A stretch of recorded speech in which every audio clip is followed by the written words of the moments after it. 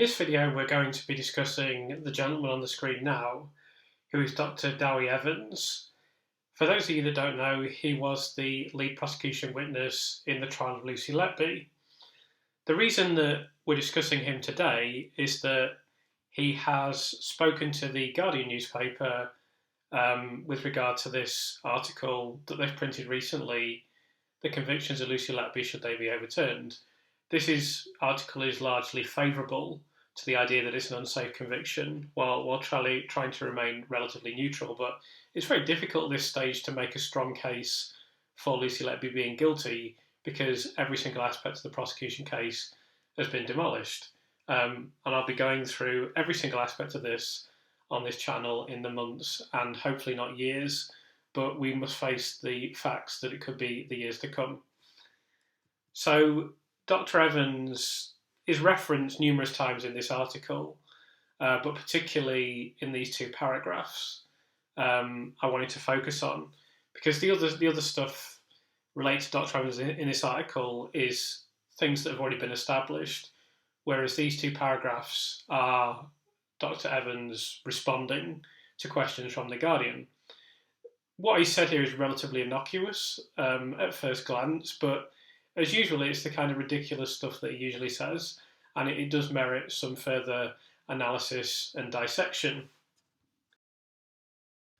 Now, I thought Dr. Evans had perhaps decided to stop speaking about the Lucy Letby case and was going to keep a relatively dignified silence when approached by media or indeed anyone else after this article was published by the New York Times, in which he declined to comment.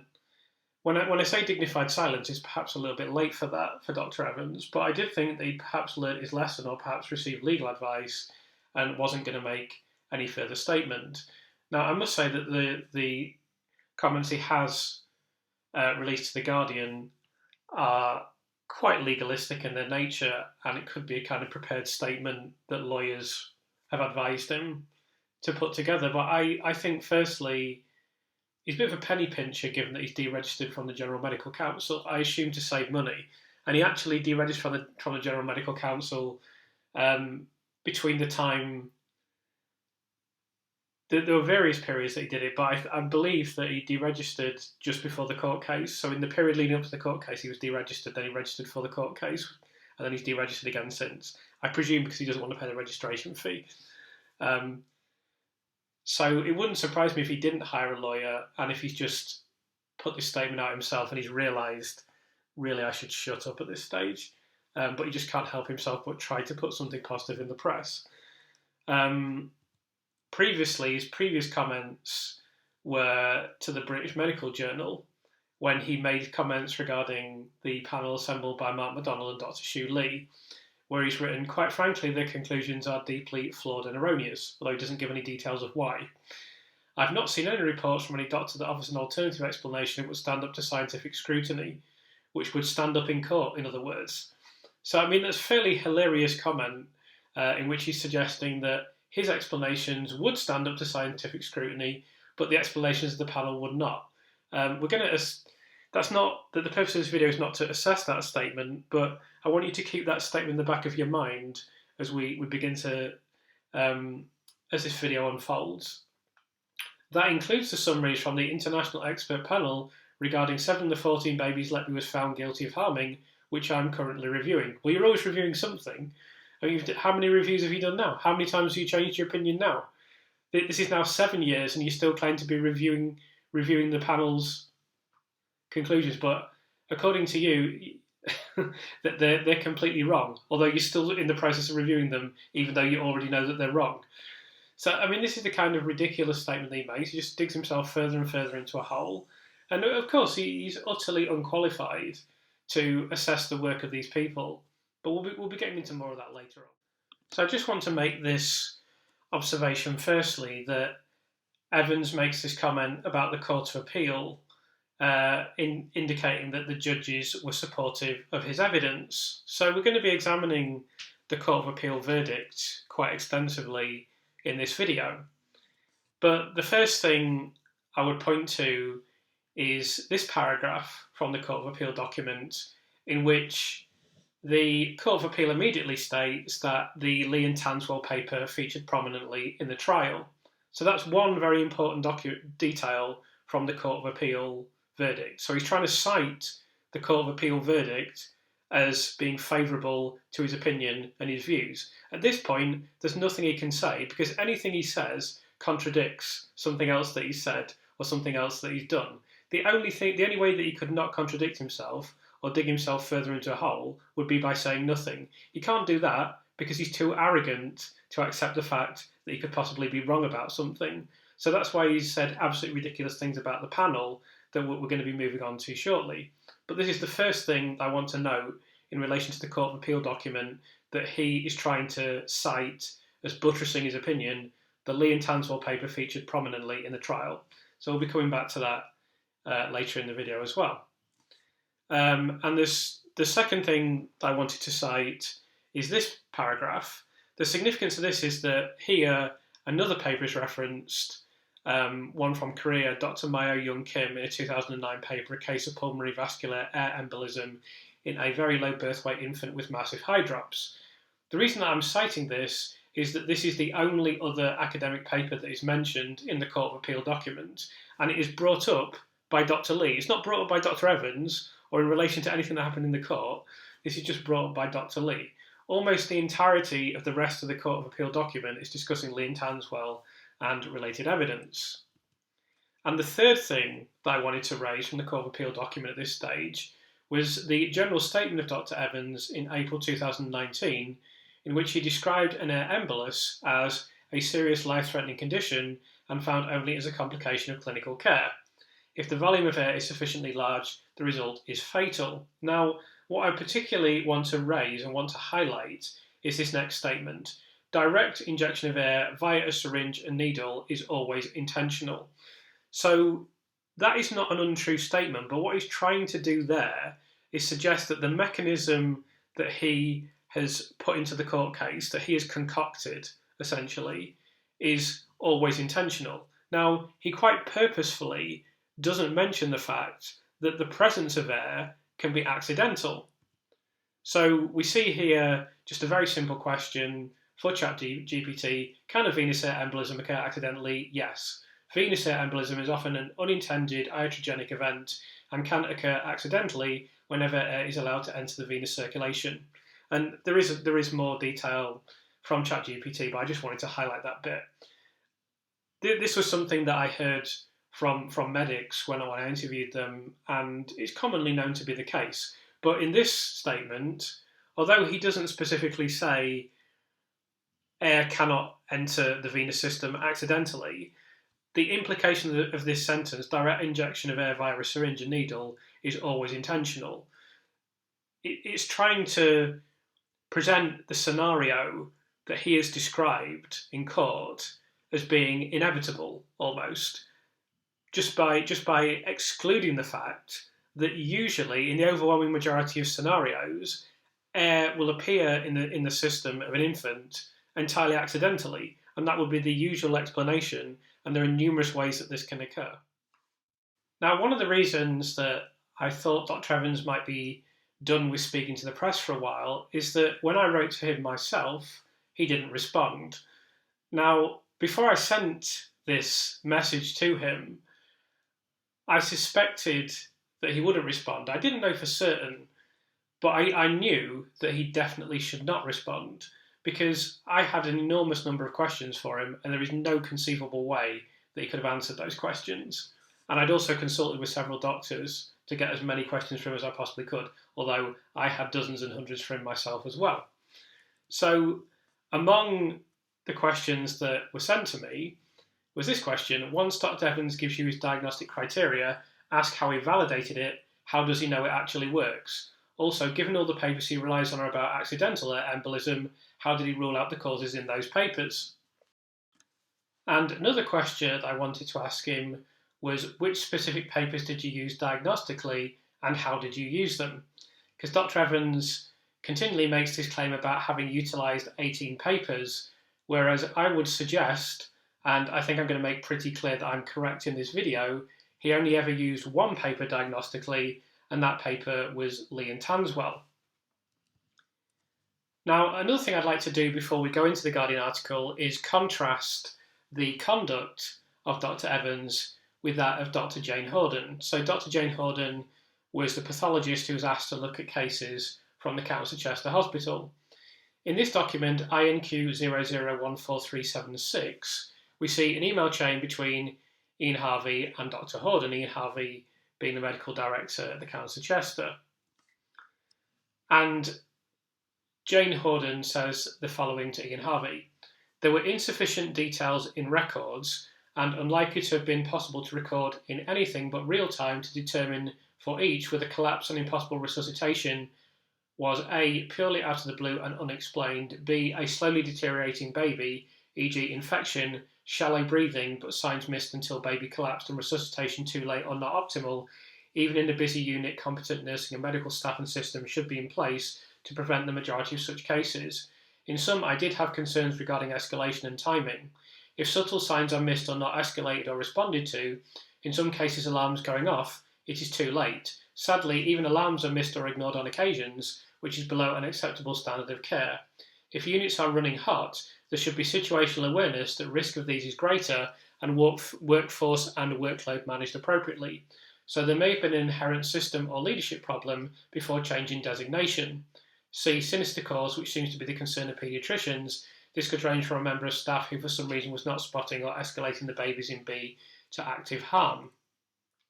So you can see here Dr. Jane Hawdon being very careful, being very sensible in her approach, but also the B is really the key thing here.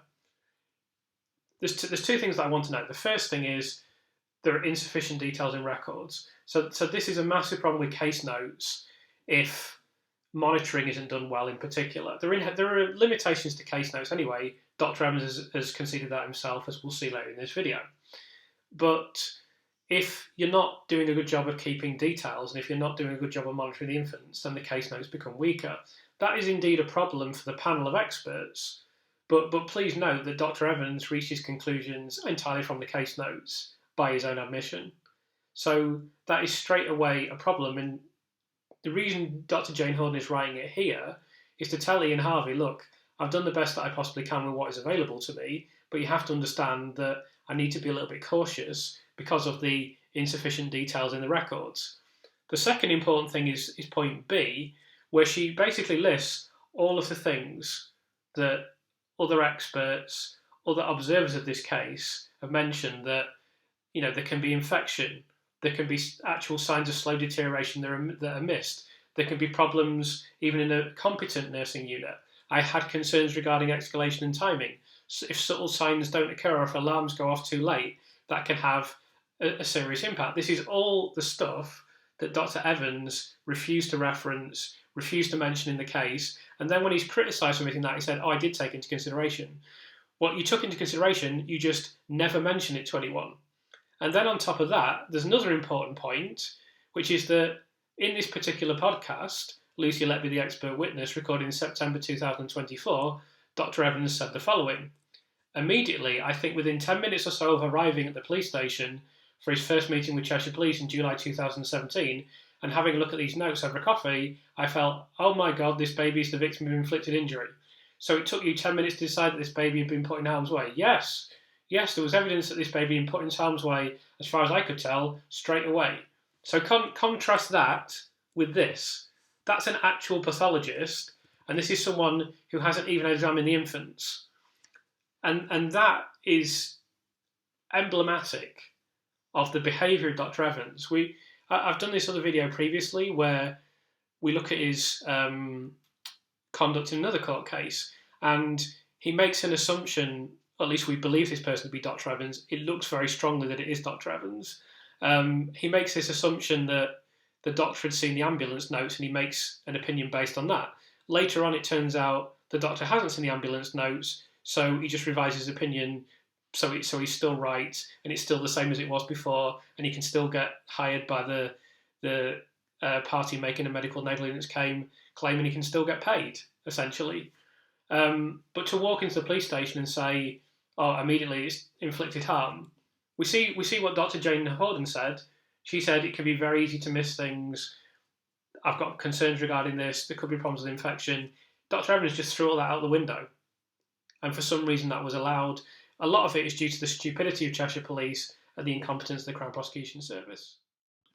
So this is the second paragraph quoted in the British Medical Journal, the last time that Dr. Evans had something to say about this case.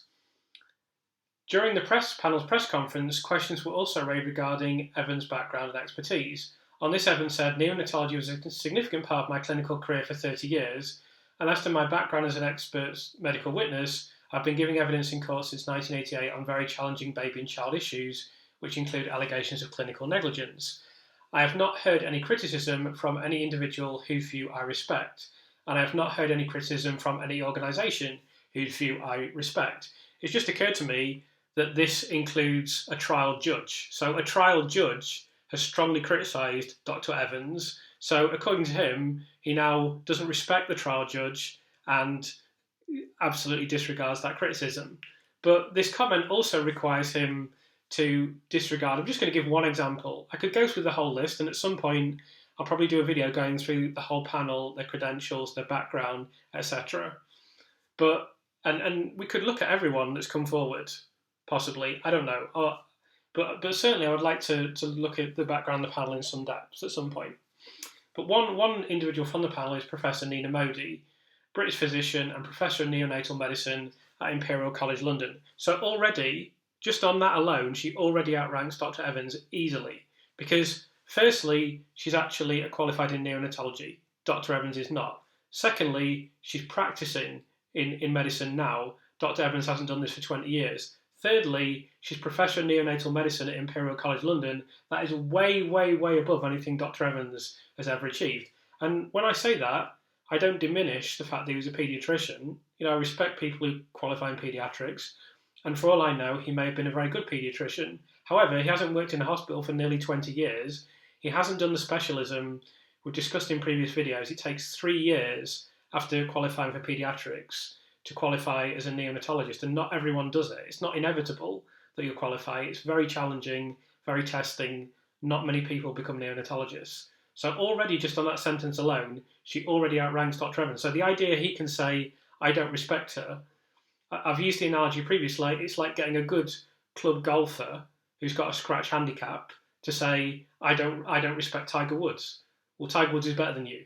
So it doesn't really matter whether you respect him or not. Nina Modi is the current president of the UK Medical Women's Federation and past president of the Royal College of Paediatrics and Child Health, serving in this role from April 2015 to April 2018. She's one of only 4 women to ever hold this position. During her career, Professor Modi has served, among many other roles, as President of the UK Neonatal Society, President of the Academic Paediatrics Association of Great Britain and Ireland, Chair of the British Medical Journal Ethics Committee, and Chair of the NHS England Infant, Children and Young People Patient Safety Expert Group. During her tenure as Vice President for Research at the Royal College of Paediatrics and Child Health, she was lead author on the RCPCH Turning the Tide report, highlighting the need to strengthen child health research in the UK. She was elected as President of the Royal College of Paediatrics and Child Health in December 2014, taking up the role on 29th of April 2015. Her 3-year term ended in 2018. She's a Fellow of the Royal College of Physicians, Royal College of Paediatrics, and Child Health and Academy of Medical Sciences. She was awarded Honorary Fellowship of the Faculty of Pharmaceutical Medicine in 2017 and the British Association of Perinatal Medicine in 2015. In 2021, she became President of the British Medical Association. So not only does Dr. Evans claiming he doesn't respect Professor Modi, but he's almost intrinsically stating that he doesn't respect any of those organisations either. I mean, she was President of the British Medical Association. You can't get a higher position in Britain than that. And he is essentially claiming, I'm right, and I'm in a position to state that I don't respect the President of the British Medical Association. I mean, she's head of all these bodies of paediatrics. I mean, what does he do in all of his letters? He still signs them, Dr. Dewi Evans, consultant paediatrician. Now, we all have a bit of professional pride in what we do, and I can understand that. Pride comes before a fall, but we all achieve things in our lives, and we all do things, and we all have aspects of our identity that we're proud of. So I don't want to bash him too hard for still describing himself as a paediatrician 20 years after he stopped practicing in paediatrics. But he's obviously very proud of that, and that's fair enough. But you can't, on the one hand, do that, and then on the other hand say, well, I don't respect the Royal College of Paediatrics and Child Health. I don't respect the British Medical Association. I don't respect these neonatology organisations. I don't respect the British Medical Journal Ethics Committee. It's absolutely ridiculous. It's embarrassing, but it's indicative of this trait that he has that I mentioned previously. He just simply cannot accept criticism and cannot accept that he could be wrong about something. That's why you've seen him do so many stupid things and say so many stupid things. One of the things he did that I remember was try to do, statisticians were critical of him, so he sat down and tried to do some statistics. You can't do statistics. You don't know anything about maths. You don't know anything about statistics. You're not that intelligent. That's clear when you speak. You're not particularly articulate. You're not particularly great with words. You bumbled your way through the court case, stuttering and saying some absolutely ridiculous things. Like, you should be glad you've got a massive house and loads of money. Like, that is where you would have absolutely no chance of doing that today. That's just purely a product of the fact that you grew up at a time when everything was less competitive than it is now. In the society you live in now, you'd be nowhere near that level. Nowhere near. So, returning to the statement that he's made in The Guardian, the very first comment that he makes is that Dr. Evans points out that he was cross-examined on his conclusions and supported by other doctors in the trial. So I'm firstly going to deal with the cross-examination of Dr. Evans. Now, as time passes by and I have more time to record more videos, I'm going to go into the court transcripts and analyse a lot of those. I've got a lot of those available to me, so I'll do as much of that as I possibly can, and you'll see how bad his cross-examination was. I'm not going to pick through all of that, or even a significant amount of that in this video, because just that alone could go on for a very long time. I'm just going to cite one example of his cross-examination in court, which is in relation to child C. So we see Ben Myers here saying, Dr. Evans, you've explained today that your conclusion is that the cause of death in child C's case arose from the splinting of his diaphragm. Must remember to pronounce that correctly. Dr. Evans, that is the mechanics of that, yes, is correct. Let's just overlook that sentence. Ben Myers, you've had the relevant clinical material and the statements relating to child C for over 5 years or thereabouts, haven't you? Yes. Ben Myers, you've considered other cases featuring in this trial where you have provided reports giving the opinion of that splint in the diaphragm is a cause of death, like child G, haven't you? Dr. Evans, yes. Ben Myers, before today, just now, you've never suggested that splint in the diaphragm on 13th of June is the cause of death for child C, have you? Dr. Evans, that's correct. Ben Myers, this is the first time we're hearing it right now, isn't it? Dr. Evans, yes. So we know since then he's completely contradicted that in a letter to Channel 5, and we strongly suspect that reports submitted to the police, Cheshire Police, which they're refusing to release because they're engaging in damage limitation, because they know how ridiculous things for them look already, and it's going to get worse, rest assured. They're sitting on these reports in, I think, a despicable act when they should release them, and it will make it crystal clear that Dr. Evans has changed his view. He still was revising his opinion, as he told The Guardian, well after the court case was concluded, and then he's written this letter to Channel 5. He's either lying to Channel 5 here, or he's changed his opinion, or both. That's simply undeniable.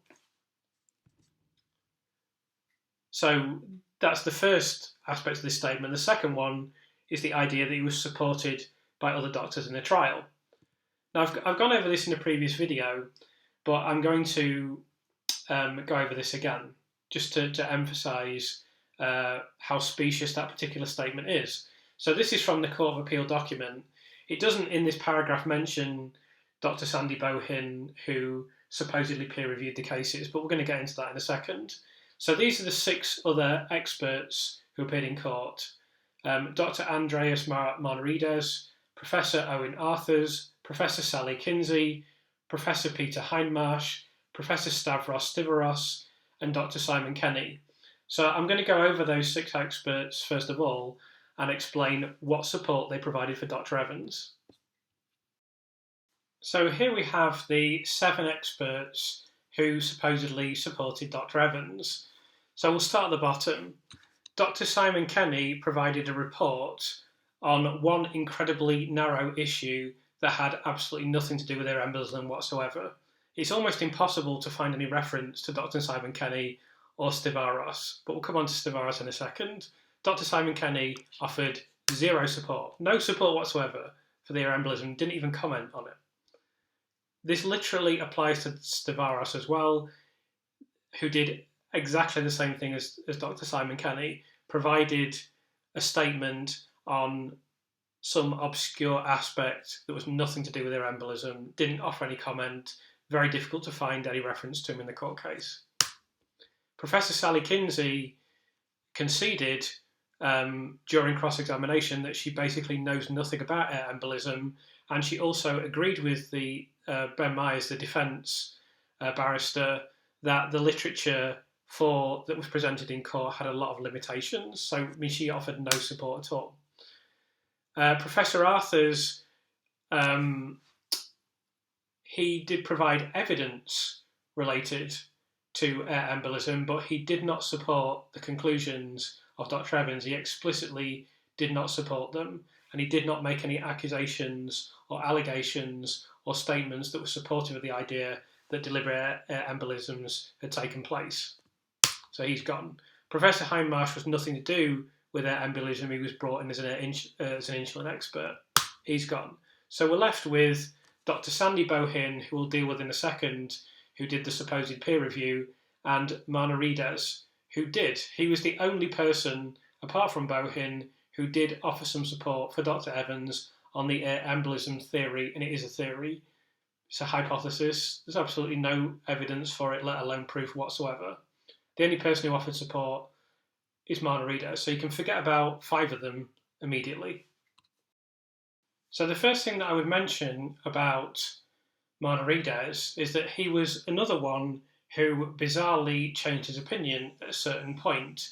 We see Ben Myers here questioning Dr. Marna Rides, and he notes that in an earlier review, Dr. Marna Rides for Child A stated that the cause of death was unascertained and there was no convincing indication the death was due to an unnatural cause. He asked Marna Rides if he'd written this, and he responded by simply saying, "Yes, I wrote it." That should obviously be quite troubling in and of itself. Another comment here made by Marna Rides is in regard to Child I, in which the consultant has been approached by Cheshire Police to review the deaths of a number of babies at the hospital. He gave his opinion on the cause of death after having reviewed the pathological evidence, as well as information received from clinical and radiological reviews. From this information, he concluded that Child I received an excessive injection of air into her stomach, which is slightly inconvenient because Dr. Evans has now said that none of the babies were killed as a direct result of the injection of air deliberately injected into their stomachs. So Dr. Marna Rides looks a bit ridiculous now because he has claimed for more than one infant in this case that was the mechanism of them being killed, essentially. So I don't know what Dr. Marna Rides thinks about Dr. Evans at this point, but he certainly hasn't put any explicit support in the public domain for Dr. Evans recently. So finally, we'll deal with Dr. Bohin, who supposedly peer-reviewed these cases. So this is from the Court of Appeal document where it's acknowledged that Dr. Bohin was the peer reviewer for the work of Dr. Evans. And we see these three statements, 3 passages here that I'll just go through briefly.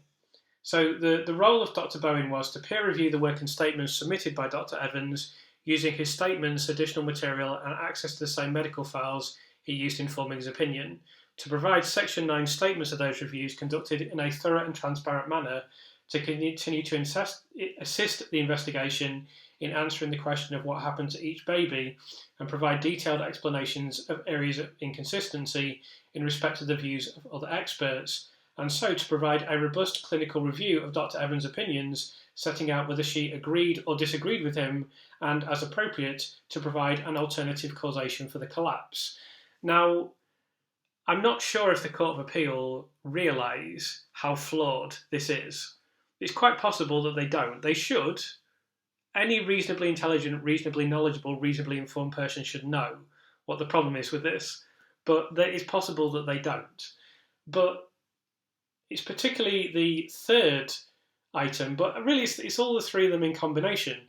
But if you're engaging in a peer review of someone's work, You don't give them the other person's conclusions and everything that they've said and all of their statements and all of their reports and then say, oh, do you agree with it or not agree with it? Absolutely ridiculous. It's so obvious that you're introducing bias, an absolutely enormous amount of bias into the process. Anyone that knows anything about science knows this to be the case. You don't need to be a scientist. You don't need to be a qualified medic. You don't ever need to have done a peer review. You don't even need to have passed your A-levels, really. It should be common knowledge that this is not how you conduct a peer review. So naturally, when I spoke to medics on this topic, they were absolutely dismissive of this and said it's completely ridiculous, it's laughable, even. So I want to contrast this with what occurred with the panel assembled by Mark MacDonald and Dr. Hugh Lee. And we see here they were asked to carry out case note reviews of individual cases. Each case was reviewed by 2 experts. That is to say that the cases were reviewed in silos rather than collectively. So there's a reason for this. It's incredible that the Court of Appeal document and people since then have cited this as a weakness. That just shows they don't know what they're talking about. They know nothing about science. They know nothing about the medical profession. It's just an absolutely ridiculous thing to say. The reason you have this siloed approach is to take the bias out of the process, to try and eliminate any bias that would occur, and to prevent just the rubber stamping of someone's conclusions that has occurred in the case of Dr. Evans. In no way is that a legitimate or relevant peer review, not in the slightest. So I've just got a brief paragraph here about conducting a peer review from ChatGPT. Anyone with any kind of even remote intellect knows this anyway. You don't even really need this to be confirmed, but I've just simply asked, when conducting a peer review, is it preferable for this to be conducted blind? I mean, the answer is ironically blindingly obvious. Yes, conducting a peer review blind is generally considered preferable in many contexts, especially in academic publishing and research. So I've also asked ChatGPT this question about conducting a peer review, so I am going to read through this entire response. Again, it's a question that I already knew the answer to before I asked it, but ChatGPT hasn't let me down by giving a very sensible answer. When conducting a peer review, which one of these scenarios would be preferable? The 2 scientists work together closely, with the author of the original report sharing all of their reports and conclusions before the peer review begins, or the scientists work in silos independently from one another. When conducting a peer review, the preferable scenario is the scientists work in silos independently from one another. Here's why. The goal of peer review is to provide an objective, critical, and independent evaluation of scientific work. This ensures impartiality. The reviewer isn't influenced by the author's explanations or reasoning before evaluating the work. Rigour. The reviewer examines the methods, data, and conclusions on their own merits. Integrity. It prevents groupthink or bias that can arise when collaborators work too closely. The first scenario, close collaboration before the review, compromises the independence of the review process. If the author shares all the reports and conclusions before the review begins, it may influence the reviewer's judgment, especially if they've already accepted the conclusions or are aware of the author's intentions. That said, collaboration and dialogue can be valuable after an initial independent review, particularly during revision phases or in collaborative fields, but the review itself must start from a position of independent analysis. As I've stated already, that's all blindingly obvious to anyone that didn't come down in the last shower of rain. But it just indicates, so we've been through all the people that have supported Dr. Evans. Dr. Bowen's peer review, I mean, God knows, I've seen an invoice where she got paid nearly 100 grand. I mean, God, that's stealing money almost. I mean, there's just no way that this can be described as a peer review. It's just abject, completely abject. To just, oh, look, here's what I think about it. Why don't you have a look through that and see what you think? Oh, I think the same as you. Absolutely ridiculous, embarrassing. It's absolutely embarrassing. If Cheshire Police can't see that, obviously I don't have a high opinion of them. I don't have a high opinion of their intellect. But if they can't see that isn't an acceptable peer review, God help them. Because literally, I would expect any adult in any kind of even remotely responsible position should just know that automatically. So we've been through now the 7 experts that Dr. Evans said supported him in this court case, and with regard to embolism, I should say, and we've essentially annihilated the idea that they supported him adequately.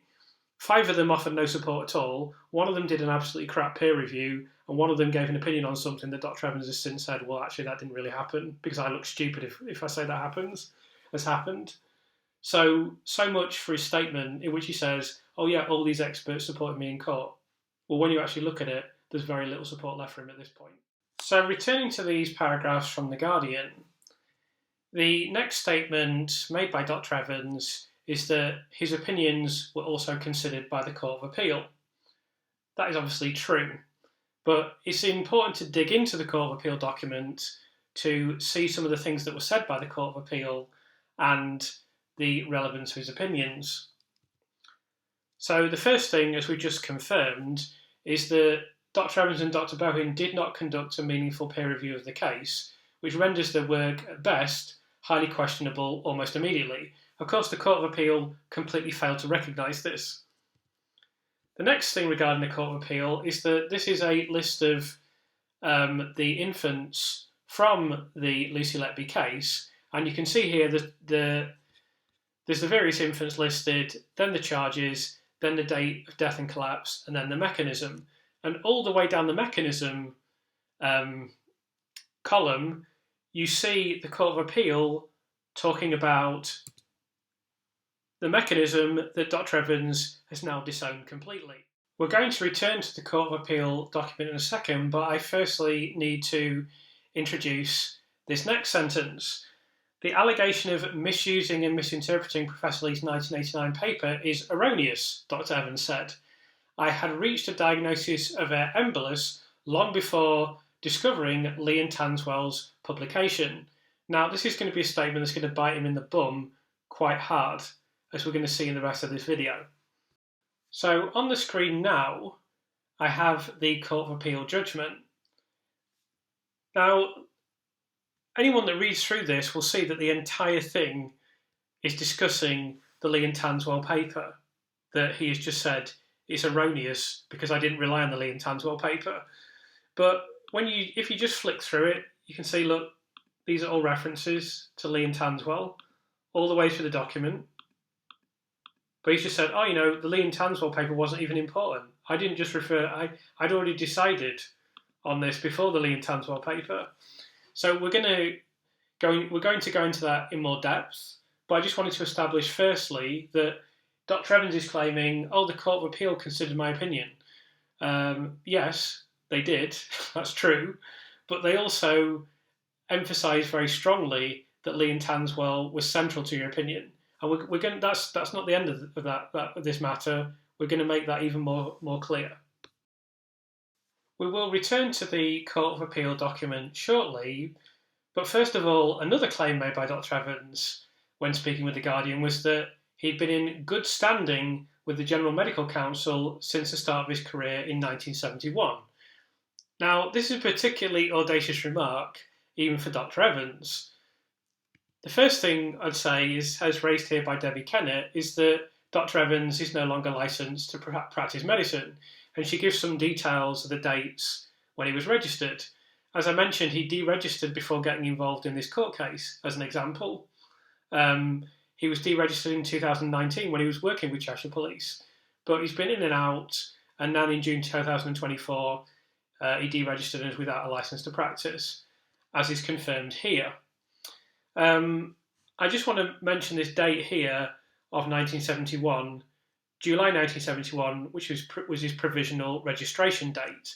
Now, Dr. Evans claims that he was in good standing with the GMC since 1971, so that may simply be a technical term, meaning that they haven't struck him off. But I don't know if you can really make a great deal of capital out of being in good standing since 1971, when in 1971, he was only provisionally registered. He wasn't even registered with the General Medical Council in 1971. So to say that he was in good standing as if he had some sort of credentialed or esteemed position, is pretty fanciful. His full registration was only in 1972, so I'd still say you're struggling to even claim that you're in good standing at that date. I mean, you registered on the 14th of September 1972. Do you automatically go into a position of being in good standing immediately? I would say that this is not very credible.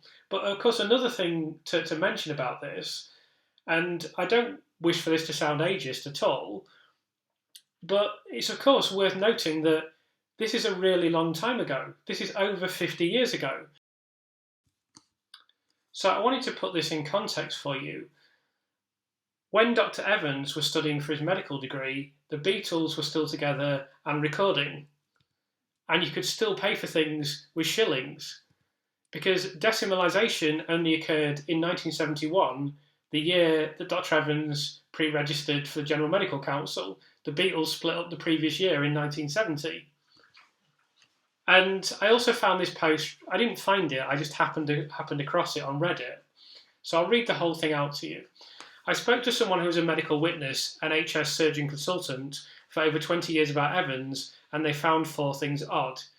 My friend plans to only work as an expert witness for 5 years after retiring. After that, their knowledge is just out of date. Evans retired from being a doctor in 2009. My friend actually quit certain medical areas because he felt if you are doing things outside of your core life, why should a judge respect you?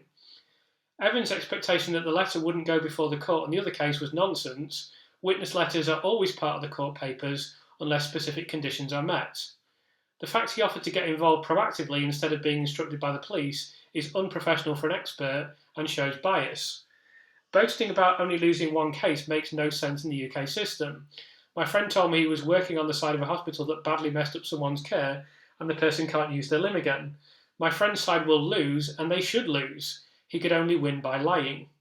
So this is really confirming things that we already know to be true. But I thought it was very interesting that he made this comment about only working as an expert witness for 5 years after retiring. As I say, I don't want to sound ageist, but Dr. Evans is now nearly 80 years old. He was over, I think, would he have been 75 during the court case. By that time, it was already 15, 16 years since he'd worked in a hospital. It says here he retired from a doctor in 2009, but I believe it's 2007. I think he was deregistered in 2009. So I think it was already 15 years when the court case began. It's now getting on to be 20 years. But either way, even if you're generous and say it was 2009, he hasn't worked in a hospital now for 16 years. He studied his medical degree well over half a century ago now. And he registered for the GMC 54 years ago. Now, he's trying to claim that as a strength, whereas this medical witness here is saying, well, it's not strength. It's an overwhelming weakness of him as a witness. Before you go into these other things that we already know about, that he proactively contacted the police, that always seemed dubious. This witness says that it is. The idea the letter wouldn't go before the court, I didn't know this detail, but he said witness letters are going to be part of the court papers. That's just inevitable. And of course, the last point has been very heavily highlighted, like the bias of Dr. Evans. And we saw this again in the other video that I made about another case, and I will revisit that, where Dr. Evans made this comment. Essentially, there's a court case about medical negligence, and he offers a very definitive opinion based on the fact that the doctor has seen an ambulance note. It turns out later that the doctor has not seen that ambulance note, so then he just changes his opinion so his side still wins.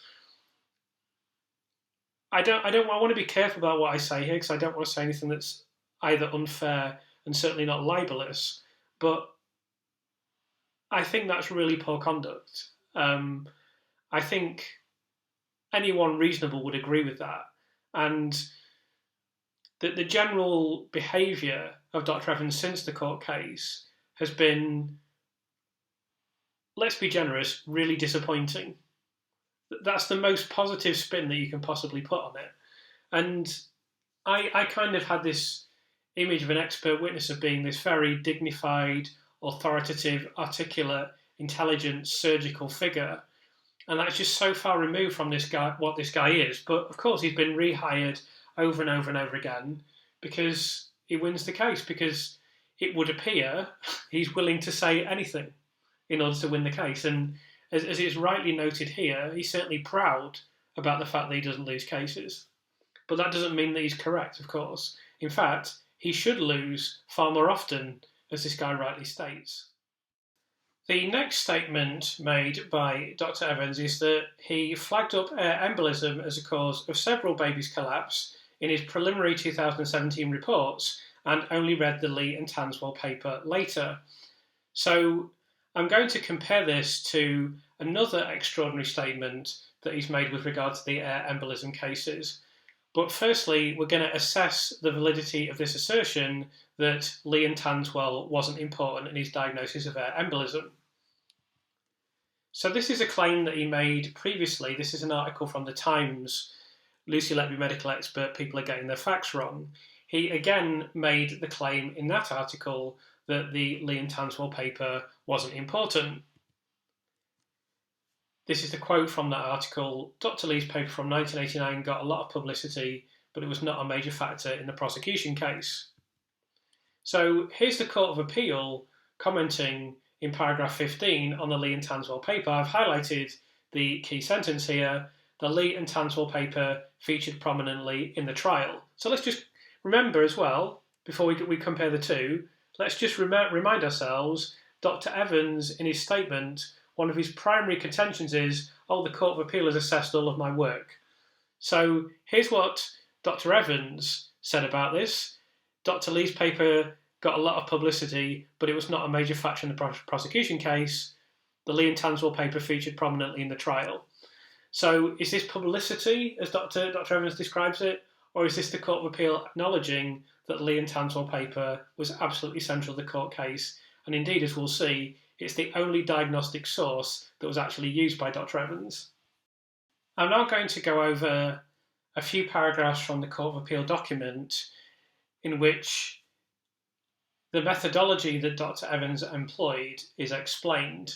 So firstly, he reviewed 18 studies or case reports drawn from world literature where death had been attributed to air embolus. We're going to be going over these studies in a second. Dr. Evans observed the individual cases reported in the various papers demonstrated features similar to those observed by the members of clinical staff called to resuscitate the infants at the unit.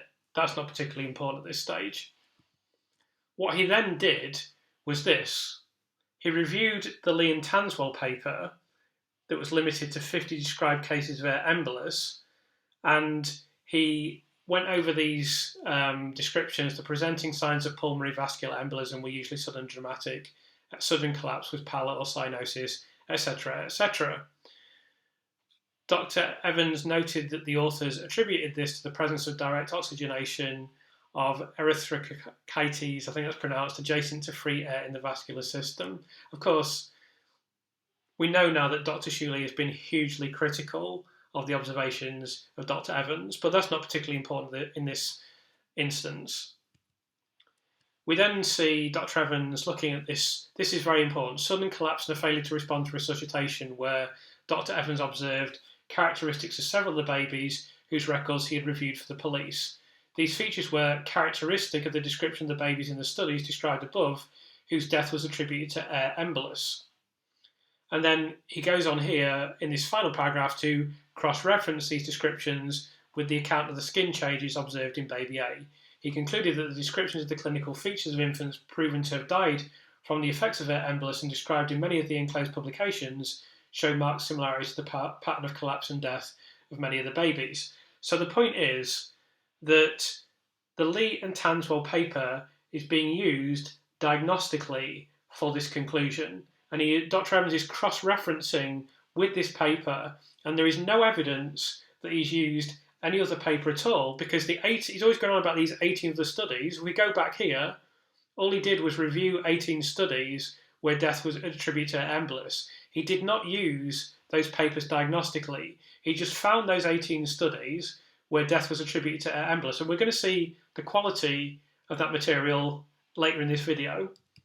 And then he cross-referenced them with Lee and Tanswell, having done this part of the process that's described here. So I've always asserted that the Lee and Tanswell paper was the sole diagnostic reference for this diagnosis of air embolism. And the Court of Appeal document, which ironically Dr. Evans is blowing up as being really important because it supports him, is saying that the Lee and Tanswell paper was really important in the case and it was the sole academic source that was used diagnostically in the case. So on the one hand, he's trying to claim the Court of Appeal verdict is really important because it said my work is great, but the Lee and Tanswell paper is not that important. Unfortunately, the Court of Appeal verdict says that the Lee and Tanswell paper is important and explains exactly why it's important. Now, Dr. Evans has praised the Court of Appeal document in the past. I believe when he was interviewed by the Sun newspaper, he made this comment about, I was really impressed with the Court of Appeal document, I've read the whole thing. So he should have noticed perhaps that in paragraph 45, it references Dr. Evans explaining that the Lee and Tanswell paper was the best known in relation to pulmonary vascular air embolism in the newborn. So again, this is Dr. Evans praising Lee and Tanswell when it supports what he was saying in the court case. As soon as Dr. Lee says, well, he's completely misused the paper, essentially what he's done is rubbish, then all of a sudden he then downplays the Lee and Tanswell paper as not being important. Unfortunately, Dr. Evans seems to think everything goes into a memory hole and he can just say things and people will never string it together. He doesn't seem to understand how the internet works. He doesn't seem to understand that things are on the internet forever and that people will look them up and they will call him out on these things and they will see all the ways in which he's contradicted himself and all the ridiculous arguments that he's made and the claims that he made that don't stand up to scrutiny that can be pulled apart by me, who the last time I studied any science was in my GCSEs, and unfortunately that was quite a long time ago, and I can still tear him to shreds. So imagine what it's like for a medic looking at this. Imagine what it's like for a neonatologist, someone who's more qualified than him. Piece of cake for me. It's a piece of cake for me to make him look like an idiot. Imagine what it's like for the best in the world. And this is another occasion. This is during the Raj Persaud interview with Dr. Evans, where he talks about skin discoloration being a phenomenon that none of the team in Chester had ever seen. And he says here, the scientific papers regarding this condition go back decades, really. The most commonly quoted scientific paper was 30 years old, but it's a very good paper. So again, he's referencing the Lee and Tanswell paper. He's never referenced anything else. We've never heard him do an interview and he's talked about anything else. We don't see anything in the Court of Appeal document. We don't see anything in the court case. He's only ever referenced Lee and Tanswell. But we know the reason for that because in the Court of Appeal is explained exactly how he diagnosed this. It's explained the exact diagnostic process, and Lee and Tanswell is central to that process. Not only is it central to that process, he didn't use any other diagnostic reference. So now we'll go to the court case. So here's Ben Myers speaking to Dr. Evans in court. This pretty much speaks for itself. You base what you've asserted upon what you've read, the description of the report by Lee and Tanswell, don't you? Yes. And of course, no other paper is ever referenced in court. And then you see Dr. Evans speaking here in court. And most important of all, I think, in this, with regard to embolus, as I said this morning, the main paper we refer to most commonly is the one by Lee and Tanswell, 1989. There are very little new publications regarding embolus in babies. That is not a criticism, that's a compliment. So again, at this time, he never knew. He didn't know people. He probably thought it was like the family court, so no one was ever going to examine what he said in this court case, and that he'd just say it and it'd all disappear and no one would ever hear about it again. So here he is blowing up Lee and Tanswell again, little knowing that Dr. Shu Lee was going to become an outspoken critic of him, at which point he just denied that any of this ever happened. So to return to the Court of Appeal document, you see this description in paragraph 43 of various characteristics associated with embolus, and particularly is this blanching and migrating areas of cutaneous pallor in several cases, and one case of bright pink ventricles against a generally cyanosed cutaneous background. So this is describing discoloration that is absolutely critical to the diagnosis of embolism. It was cited very clearly in court. There's been a lot of discussion about this and also rashes on the infants. But what is clear is that this is a key diagnostic criterion in determining that embolism is supposedly been a cause of deliberate harm. Now, I want to show you what Dr. Evans has said about this discoloration. And the reason I particularly want to demonstrate this is that Dr. Evans has also claimed that he hit upon or decided upon the diagnosis of air embolism before he encountered the Lee and Tanswell paper. So he's claiming there that he diagnosed air embolism before he discovered the paper on which he relied upon for diagnosis, the sole diagnostic academic paper. But that's not that surprising that he's claiming that, because he also claimed that he settled upon the diagnosis of air embolism before he was aware of any of the diagnostic criteria. So you see, this is a statement he made in court. He suddenly crashes. What on earth is going on here? We've since heard about the discoloration, but before I knew about that, I thought if this baby is collapsed as promptly as that, and even more significantly, resuscitation was unsuccessful, that is an air embolus. That is an air embolus in my opinion, and that was my opinion before I knew about the x-rays and the discoloration. This is a truly extraordinary statement. So, according to the statement of Dr. Evans in court, he diagnosed air embolism purely because the baby collapsed promptly and resuscitation was unsuccessful. So, he doesn't require an x-ray showing air. He doesn't require any evidence of air being present. Even if air was present, he doesn't require any evidence that this didn't occur accidentally. He doesn't require any evidence of discoloration, and he doesn't require any evidence of the rashes that were also cited. All he needs to know is a baby's collapsed, it's happened suddenly, they couldn't resuscitate it successfully. It's an air embolism. What else could it be?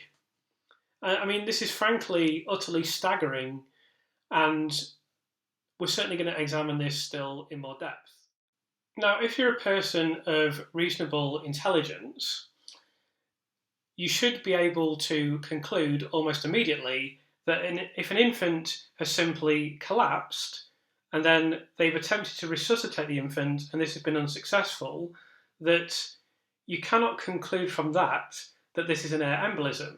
You couldn't conclude from that it would be a relatively common diagnosis, let alone one such as air embolism, that everyone acknowledges is extremely rare. Indeed, even Dr. Evans has acknowledged that it's extremely rare.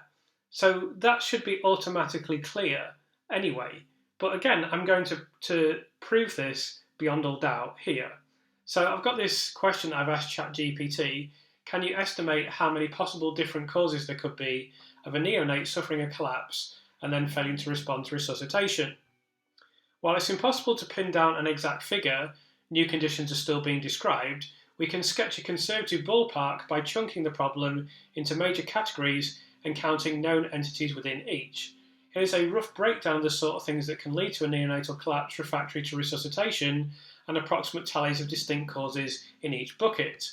Cardiac lesions, critical congenital heart defects, e.g. hyperplastic left heart transposition truncus, severe valve atresia, that could be, 40 separate diagnoses, primary arrhythmias, channelopathies, cardiomyopathies, 20 to 30 genes/conditions, subtotal 60 to 70. I forgot to apologise for my pronunciation during this section. Respiratory pulmonary disorders, structural lung malformations, CDH, pulmonary hyperplasia, cystic adenomatoid malformation, 5 to 10. Primary surfactant deficiencies or disorders of lung fluid clearance, 10 genetic causes. Airway malformations, tracheal agenesis, laryngeal cleft, etc., 5. Subtotal 20 to 25. Infectious causes, bacterial sepsis/meningitis, 10 major pathogens. Viral, HSV, CMV, enterovirus, influenza, parechovirus, etc., 6 to 8. Fungal, rare in-term infants, 3 to 5. Subtotal 20 to 25. Metabolic genetic inborn errors, organic acidemias, urea cycle disorders, amino acidopathies, fatty acid oxidation defects, easily 80 to 100 distinct enzyme deficiencies, plus dozens more new ultra-rare conditions being described each year. Lysosomal storage disorders that can present neonatally, 20. Subtotal 120 to 150. Neurological central causes, major congenital brain malformations, holoprosencephaly, severe neurotube defects, etc., 10 to 15. Neonatal stroke hemorrhage spectrum, perinatal infarct, hemorrhagic infarct, clotting related 10, subtotal 20-25. Hematologic vascular, severe hemorrhagic conditions, coagulopathies, ITP, alloimmune, thrombocytopenia 10-15. Severe anemia, alpha-thal major, homozygous alpha-thal, hydrops fatalis causes 5-10, subtotal 15-25. Endocrine/other, severe congenital adrenal hyperplasia, thyroid dysgenesis presenting with shock 2-3. Rare endocrine genetic syndromes with salt wasting, metabolic collapse, handful more, 5, subtotal 10. Trauma and other, major birth trauma, airway obstruction, diaphragmatic rupture, massive hemorrhage, 5. Anaphylaxis or toxic exposures, maternal drugs, environmental toxins, 5-10. Subtotal 10-15. Grand total, conservative. Adding up those categories gives on the order of 255 to 345 discrete diagnoses that neonatalists and intensivists regularly consider, and that's before you add the ever-growing list of ultra-rare genetic metabolic syndromes being discovered each year. If you include every gene defect and ultra-rare variant, many of which we're still learning about, the true number of potential causes easily climbs into high hundreds or low thousands. In practical terms, though, most units focus their rapid collapse work on the 100 to 200 most likely or actionable conditions, with the remainder falling into very rare or research-only territories. Now bear in mind that is prompted purely from what I've written here. Possible different causes could be of a neonate suffering a collapse and then failing to respond to resuscitation. Dr. Evans has said, I pinned that down to embolism based on that information alone. ChatGPT has said there can be at least 255 to 350, but possibly into the high hundreds or even thousands. Now, I'll leave you to reflect on that and the absurdity of what Dr. Evans has stated there. So I've used this analogy previously of air sickness and saying that just because you encountered someone who had vomited, you couldn't say that that vomiting is diagnostic of air sickness because it's likely that they haven't been in an aeroplane. If they'd been in an aeroplane and vomited, it's still not diagnostic of air sickness, but you've then got more information to suggest that they're suffering from air sickness. And here, I'm not going to go through all this information, but of course, vomiting alone is not diagnostic of air sickness. Key factors for diagnosing air sickness, context, symptoms occurring during after flight, of course. This is slightly, I'm using this example to give an extreme example of something not being diagnostic. But there is simply no way that you can say a baby collapsing and then not responding to resuscitation is diagnostic of air embolism. It's absolutely, completely and utterly ridiculous. It's embarrassing. It's anti-scientific. It's just, frankly, disgraceful that someone has suggested this and expects you to take that seriously.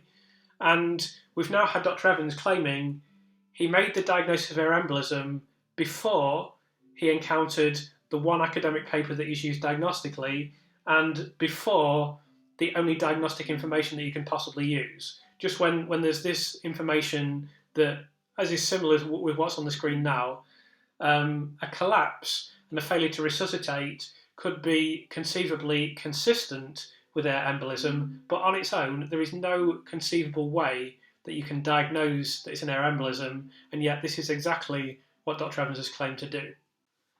So I'll just briefly reiterate, as I've mentioned in previous videos, that there are thousands of rare genetic disorders. I don't want to go into that in any depth here, but he'd already, by making this diagnosis, supposedly before he had any diagnostic criteria, he's also ruled those out as well. Just a reminder that Dr. Evans has diagnosed embolism without any diagnostic criteria, and that he's claimed to have diagnosed embolism before he encountered the sole diagnostic academic paper that he actually utilised, as we know to be the case from the Court of Appeal document. So there's this document that's been circulated which has the 18 papers that Dr. Evans has used. Now, I should say that I can't verify the veracity of this document, but it has been frequently stated that there are only two academic papers that deal with venous air embolism, which is the type of air embolism alleged in the case. I'll just flick over to the other page so you can see this is continuation of statement of Dr. Evans, and you see the remaining papers. So aside from that, paper 18 deals with their embolism in piglets, which is interesting.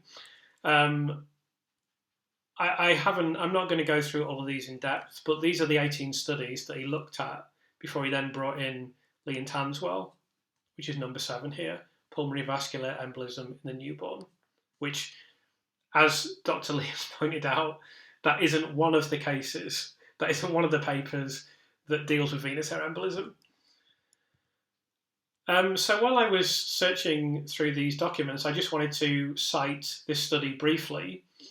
And this was a recent study I found on embolism that cites necrotizing enterocolitis. Now, that isn't something I've talked about too much on this channel yet, but it's a significant factor in some of these cases.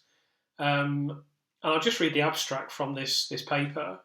Systemic air embolism is a rarely reported complication of necrotizing enterocolitis in the neonatal population.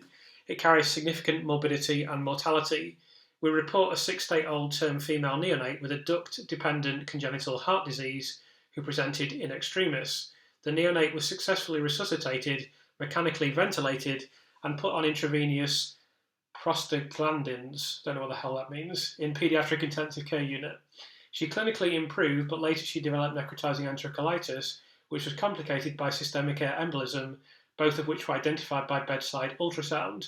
Her condition deteriorated, and she succumbed due to these complications.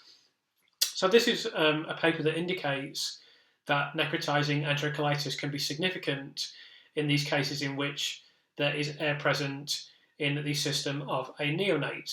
But what I wouldn't do is say, oh look, I've got this paper, now that explains absolutely everything that occurred at the hospital. That would be utterly ridiculous. But that is exactly what Dr. Evans has done in this case. All the other academic papers are just providing case studies. They're not diagnostic.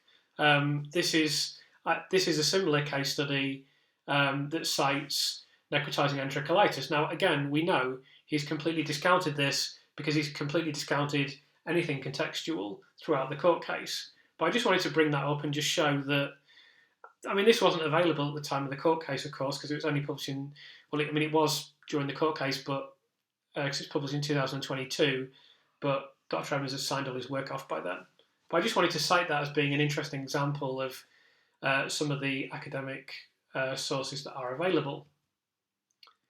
So if I had the opportunity to speak with Dr. Evans, 3 of the questions I would ask him would be, other than Lee and Tanswell, which of these 18 papers were utilised diagnostically? Because the court transcripts and the Court of Appeal both indicate that you solely used the Lee and Tanswell paper. If you did use other papers for diagnostic reasons, which specific aspects of those papers enabled you to diagnose air embolism? And thirdly, how did the papers that you referenced enable you to exclude other accidental and more likely explanations? Of course, he couldn't answer any of these questions. I don't know what the questions the Guardian have put to Dr. Evans, but this is why he's issued this very weak, very specious, short statement, because at this point he cannot answer any questions. And if anyone who knows about the case, you don't even need to be medically qualified, but if someone who is medically qualified and knows about the case was to put questions to him, at this point there is simply no way he can answer those questions.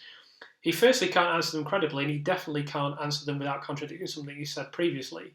So it's not surprising he didn't answer me, but at this point he can't answer any questions from anyone that knows anything about the case.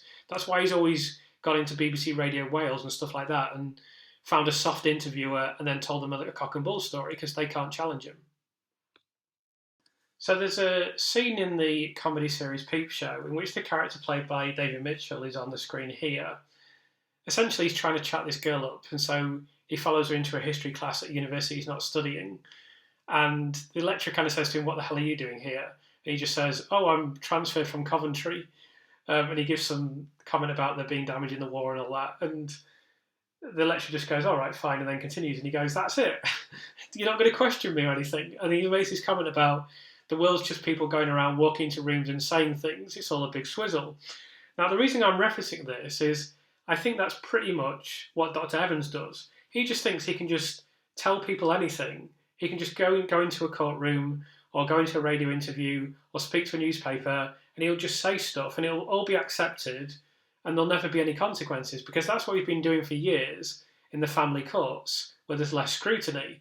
And this is the first time where he's done a big court case, and he thought he was going to be hailed as a massive hero. That's why he started doing media immediately after the court case was over. This is typically very attractive to a narcissist or someone who loves attention. Like, I can be hailed as the big hero in this case, and everyone's going to pat me on the back. And, I think he had political ambitions at one time. He might have thought it would help with that. And he thought, no one's ever going to question me. No one ever does. I just go into court and I say whatever I want, and then people accept it and I win, and that's it. No one's ever going to question anything. And I think it's absolutely like this. He just thought, whatever I say, no one's ever going to undermine it in any way because I'm Dr. Evans. And I think also he perhaps doesn't understand with the internet that there is a clear record of everything that you say. And so if you start saying ridiculous things, and you start saying things that contradict one another, and you keep talking, and you keep talking, and you keep talking, you end up in a bit of a quagmire.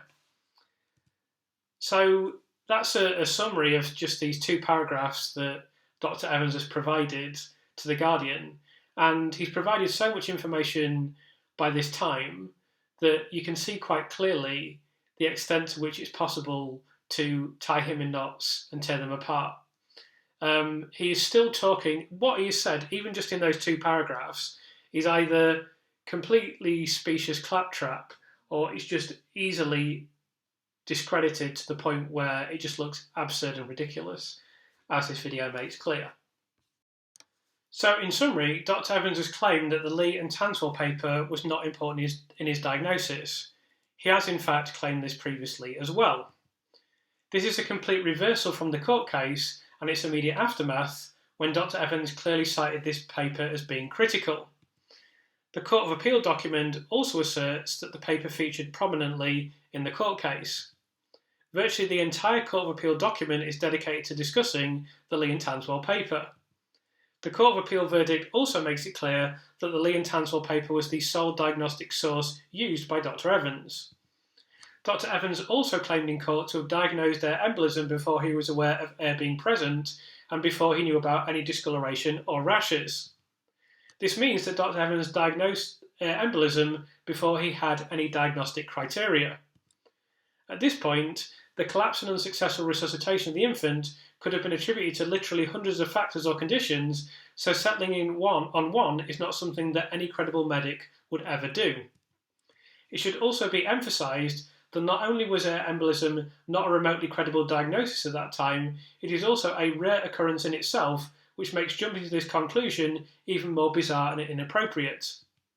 Dr. Evans has also never accounted, or even attempted to account, for accidental explanations for the introduction of air. Other comments made by Dr. Evans in the Guardian article are similarly spurious. So, this video has turned out to be quite a lot longer than intended, but once you get into this labyrinth of comments that's made by Dr. Evans, it can go, I wanted to do a proper job of showing, just even in those 2 paragraphs, that's how stupid what he has said truly is. And that is how stupid his position is at this time, and that is how much trouble he's in. And I wanted to make that crystal clear for people that perhaps don't know this, and also for my existing audience. So yeah, that's all I have to say on this matter. I hope you found this video to be useful and informative. If you have any comments, queries, etc., please do leave them. I always try to respond to everything. I read everything, so that they're all very much appreciated. And thank you so much for the support. It's been amazing. I'll just make my usual request at the end. If you could like the video, and particularly if you could subscribe, it's very much appreciated. It helps the channel, it helps make the videos more visible, and it'd be very helpful for me as I continue to try to edge towards 1,000 subscribers, which is kind of a personal goal.